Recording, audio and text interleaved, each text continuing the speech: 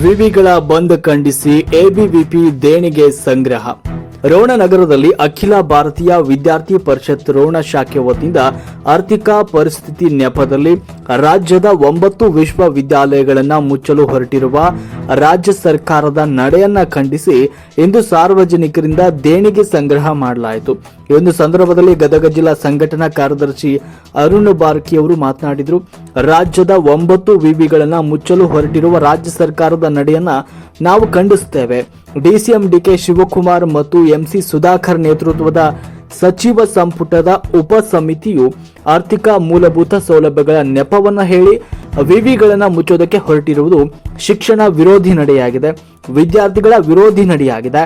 ಸರ್ಕಾರ ವಿವಿಗಳನ್ನು ಮುಚ್ಚುವ ನಿರ್ಧಾರದಿಂದ ಹಿಂದೆ ಸರಿದು ವಿಶ್ವವಿದ್ಯಾಲಯಗಳ ಮೂಲ ಸೌಲಭ್ಯಕ್ಕೆ ಅನುದಾನವನ್ನು ನೀಡಬೇಕು ಅಂತ ಆಗ್ರಹಿಸಿದ್ರು.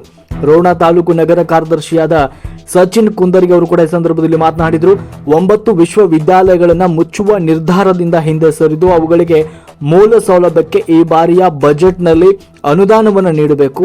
ವಿವಿಗಳನ್ನು ಮುಚ್ಚುವ ವಿಚಾರದಲ್ಲಿ ರಾಜ್ಯಪಾಲರು ಮಧ್ಯ ಪ್ರವೇಶ ಮಾಡಬೇಕು ಅಂತ ಒತ್ತಾಯಿಸಿದರು. ಈ ಒಂದು ಸಂದರ್ಭದಲ್ಲಿ ತಾಲೂಕು ಸಹ ಕಾರ್ಯದರ್ಶಿ ಆಗಿರುವ ಶಿವಕುಮಾರ್ ಬಣ್ಣಪ್ಪನವರು, ತಾಲೂಕು ಸಂಚಾಲಕರಾಗಿರುವ ವೀರೇಶ್ ಉಳ್ಳಾಗಡ್ಡಿ ಅವರು, ತಾಲೂಕು ಎಸ್ಎಫ್ಡಿ ಪ್ರಮುಖರಾಗಿರುವ ವಿಶ್ವಕುರಿ ಅವರು, ತಾಲೂಕು ಕಾರ್ಯಕರ್ತರಾಗಿರುವ ಶರಣಪ್ಪ ಮುದ್ದಿಗೌಡರವರು, ವಿನಾಯಕ ಗಿಣಿ ಅವರು, ಆಕಾಶ್ ಅರಣ್ಮರಣವರದವರು ಈ ಸಂದರ್ಭದಲ್ಲಿ ಉಪಸ್ಥಿತರಿದ್ದರು. ವರದಿ media head S V. Sankanagoudar, Ron.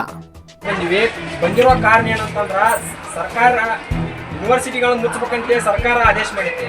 ಕಾರಣ ಅಂತಂದ್ರೆ ಯಾಕೆ ಮುಚ್ಚಬೇಕಂತ ಕಾರಣ ಕೇಳಿದ್ರೆ ಆ ಸರ್ಕಾರ ಕಡೆ ರೊಕ್ಕಿಲ್ಲ ಅಂತಂದ್ರೆ ಶಕ್ತಿ ಯೋಜನೆ, ಆ ಯೋಜನೆ, ಈ ಯೋಜನೆ ಅಂತೇಳಿ ಸರ್ಕಾರ ಕಡೆ ಅಂತ ₹1 ದುಡ್ಡು ಉಳಿಸಿಲ್ಲ.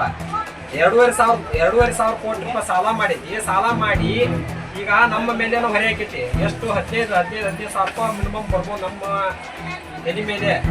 ಆ ಕಾರಣದಿಂದ ಸರ್ಕಾರ ಯೂನಿವರ್ಸಿಟಿಗಳನ್ನು ಬಂದ್ ಮಾಡ್ಬೇಕಂತೇಳಿ ಸರ್ಕಾರ ನಿಶ್ಚಯ